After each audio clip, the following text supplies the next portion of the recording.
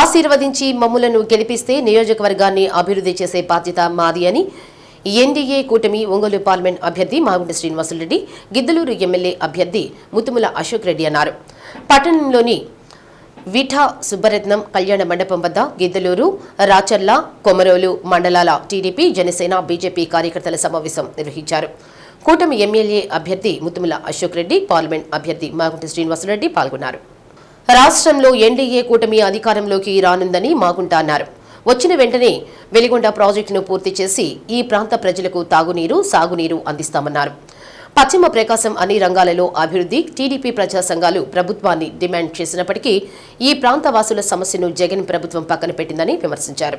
రేపు ఎన్డీఏ కూటమి అధికారంలోకి రాగానే మార్కాపురాన్ని జిల్లాగా ప్రకటించి అన్ని నియోజకవర్గాల అభివృద్ధికి కృషి చేస్తామన్నారు.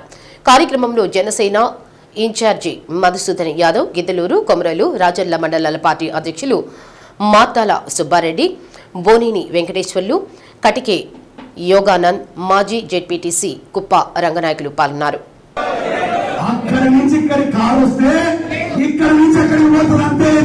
చాలా చక్కటి రోజు.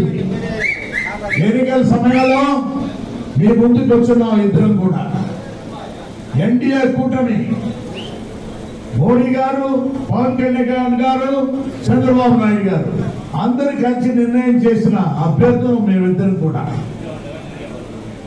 గిద్దలూరు అసెంబ్లీ నియోజకవర్గానికి తెలుగుదేశం పార్టీ అభ్యర్థిగా పోటీ చేస్తున్న సోదరులు శ్రీ ముతుముల అశోక్ రెడ్డి. నామినేషన్ రోజు నేను రాలేకపోయాను. అన్నగారు సుబ్రహ్మరెడ్డి గారు అబ్బాయి మరణించినందువల్ల ఆ రోజు చూసాం. మా అబ్బాయి రాఘవరెడ్డి కూడా రావటం అనేది చాలా పద్ధతిగా అద్భుతంగా జరిపించాడు అశోక్ రెడ్డి గారు. దాని వెనకున్నది మీరే నాయకులు, కార్యకర్తలే. మీరిచ్చిన ప్రోత్సాహం అనేది ప్రత్యర్థుల గుండెల్లో ఆ నామినేషన్ జరిగిన ప్రక్రియ చూసి మనం ఎట్టి పరిస్థితుల్లో గిద్దలూరులో గెలవలేమనేది ఆ నామినేషన్ అప్పటి నుంచి కూడా. నిన్ననే అక్కడికి వెళ్ళాం. అర్ధవేడు మండలం అంటే ఎప్పటి నుంచో కొంచెం కాంగ్రెస్ కి, మేము కాంగ్రెస్ లో ఉన్నాం కాబట్టి దానికి కొంచెం మండలంలో మండు టెండ కూడా లెక్క కూడా చేయకుండా తెలుగుదేశం, జనసేన, బీజేపీ నాయకులు, కార్యకర్తలు చూపించిన ఆదరణ మర్చిపోలేం. బాగుంటున్నాం.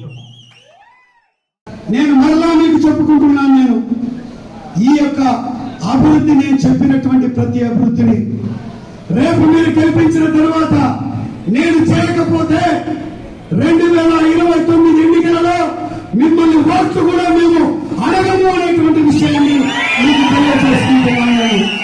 ఇది బాధ్యతాయుతమైన మాట. ఓట్లు అడగమంటే అర్థం మీరంటే లెక్కలేదని కాదు. ఓట్లు అడగము అంటే అర్థం రేపు పని చేయకపోతే మీ దగ్గరికి రాము అని మేము తెలియజేసుకుంటా ఉన్నాం. ఖచ్చితంగా చేసేటువంటి చేయికి శక్తినివ్వండి, చేసే మనిషిని ఆశీర్వదించండి అని మిమ్మల్ని అందరినీ వేడుకుంటూ ఈ రోజు మనం ఎన్నికలలో మరలా మీకు చెప్తా ఉన్నాం. ఈ రౌడీజాలు, ఈ భూ కబ్జా తత్వాలు, ఈ లంచగొండి తత్వాలు, వీటిని అరికడదాం. నేను ఎమ్మెల్యేగా ఉన్నప్పుడు నేను చేసిన పనితీరు